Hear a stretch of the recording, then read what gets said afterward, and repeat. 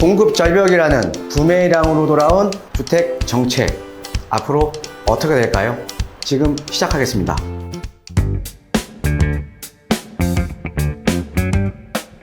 네, 안녕하십니까 시청자 여러분. 오랜만에 좀 클래시컬하게 서서 강의로 좀 준비를 해봤습니다. 자, 오늘은요, 여러분들이 제일 싫어하시는, 저희가 올려놓으면은 조회수에 전혀 도움이 안 되는 정책 이야기를 좀 해볼까 합니다. 그래도 우리가 이제 부동산이라는 거는, 특히나 우리가 주택이라는 거는 의식주와 관련된 거기 때문에 정부 정책에 대한 영향이 상당히 많이 영향을 미칩니다. 그래서 여러분들 상당히 싫어하는 내용이긴 하지만 그래도 저는 꾸준하게 올려드리도록 하겠습니다.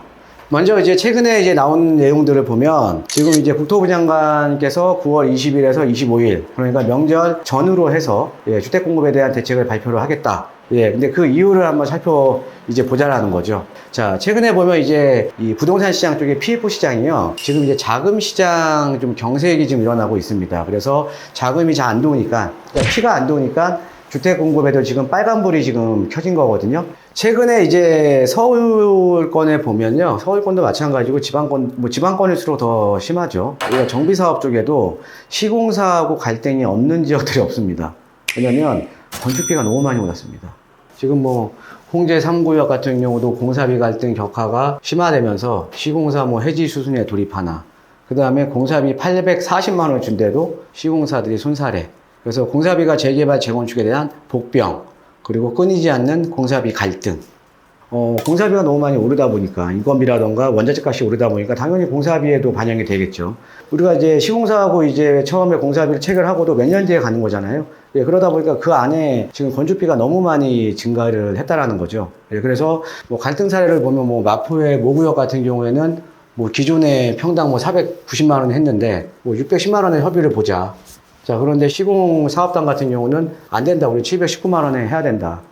이런 식으로 기존에 맺었던 공사비로는 공사가 불가능한 거죠. 그 다음에 성남 이제 구시가지에 있는 이제 모 구역 같은 경우에는 기존 평당 이제 418만 원 했다가 641만 원 올려야 된다. 그래서 시공사하고 계약을 해지했거든요. 그래서 이제 그럼 시공사 계약 해지하고 또 시공사 입찰을 또 받을 거 아닙니까? 입찰이 아무도 안 들어와요. 그래서 이제 기존에 있던 시공사하고 다시 또 지금 협의를 또 하고 있습니다. 이런 경우가 많다라는 거죠. 그 다음에 이제 도심의 모 구역 같은 경우에는, 여기는 이제 좀 규모가 작아요. 규모가 작으니까, 규모가 작을수록 평당 공사비가 높을 거 아닙니까? 그 다음에 약간 구릉지라 공사 난이도가 있고요. 그래서 이런 데는 지금 평당 840만 원에도 지금 이제 현재 시공사를 지금 못 구하고 있다라는 거죠. 그 다음에 이제 서대문구 쪽의 모구역 같은 경우에는 지금 이렇게 지금 시공비가 오르다 보니까 지금 시공사를 지금 교체를 해야 되나, 이런 거 지금 이제 또 검토 수순에 들어가고 있고요. 그래서 지금 공사비 같은 경우가 상당히 많이 지금 증가를 했다라는 거죠. 그래서 이 정비 사업에서 사실 어떻게 보면 좀 빨간불이 켜진 상태입니다. 그런데 공사비도 많이 올랐지만요, 지금 주택 인허가 물량도 지금 상당히 많이 지금 줄어들었습니다. 이 왜 주택 인허가 물량이 중요하냐면, 주택이라는 거는요, 공급이 꾸준하게 유지가 돼야 되는 거거든요. 왜냐하면 우리가 주택이라는 거는 단기간에 우리가 주택을 공급할 수가 없습니다. 그러니까 지금 당장 시장이 안 좋다고 주택 공급을 끊을 수는 없다라는 거죠. 왜? 주택을 공급하기까지가 상당한 물리적인 시간이 필요하기 때문에 주택 공급을 꾸준하게 유지를 해주는 게 상당히 중요합니다. 이 주택 공급이라는 것도 수요자가 원하는 지역에, 수요자들의 니즈가 있는 지역에 주택 공급을 꾸준하게 해야 되는 거겠죠. 지금 서울 같은 경우가 마찬가지 아닙니까? 서울 같은 경우는 모든 인프라가 다 갖춰져 있고 서울에 많은 수요자들이 있기 때문에 현재 지금 재개발 사업 같은 경우에도 신속이라던가 모아, 아니면 역세권 사업이라든가 이런 게 상당히 활성화되고 있는 이유가 주택 공급을 꾸준하게 유지를 해주기 위해서. 그래서 주택 공급이 돼야 사실은 주택 가격에 대한 안정을 찾을 수가 있는 거거든요. 그래서 우리가 수요가 있는 지역에 주택 공급이 끊겨버리면 언젠가는 또 우리가 과거에 경험했던 것처럼 주택 가격이 폭등할 여지가 계속 존재를 한다라는 거죠. 시장이 불안해질 여지가요.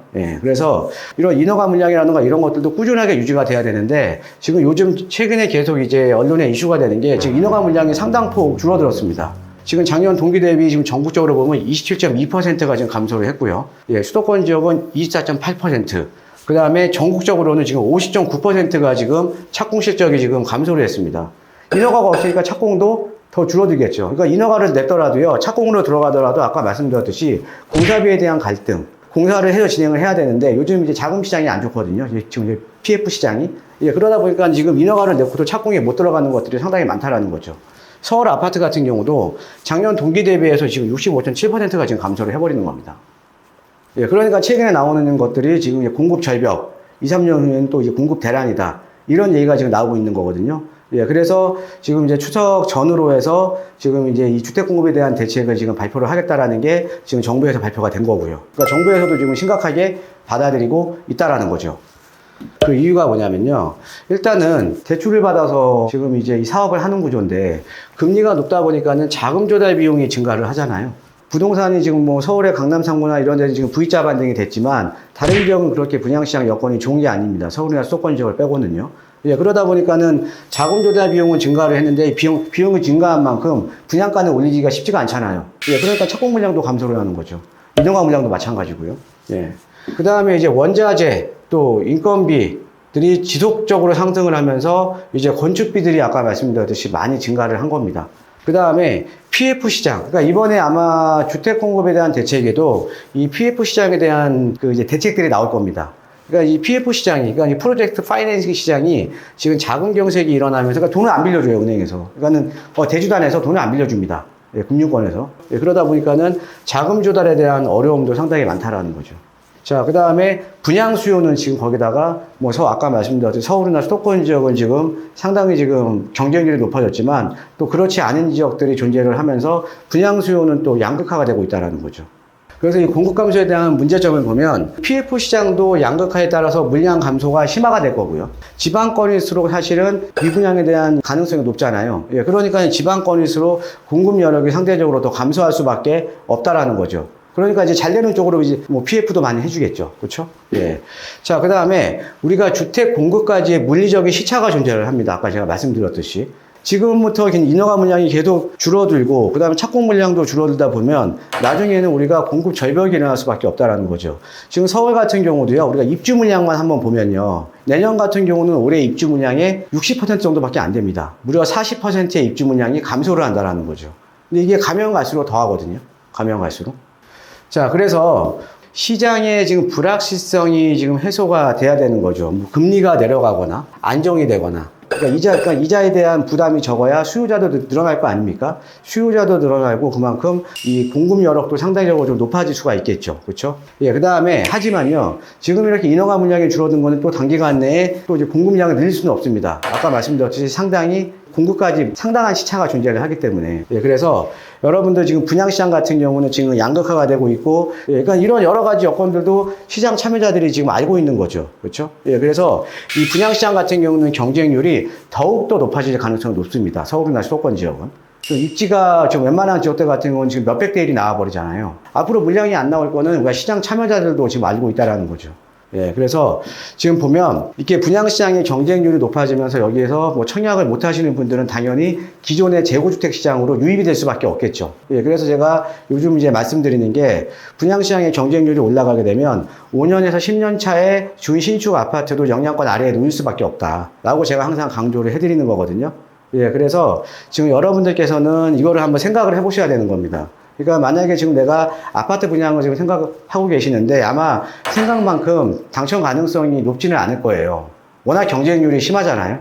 생각보다는 사실은 당첨 가능성이 떨어질 겁니다. 그러면 내가 지역에 대한 눈높이를 낮추거나 아니면 준신축 아파트가 어찌됐든 분양시장 같은 경우에 영향권 아래에 놓여져 있는 거기 때문에 기존의 재고주택 시장도 남보다 조금 더 앞서서 먼저 한번 선점을 해보는 전략도 한번 생각을 해볼 수가 있다는 거죠.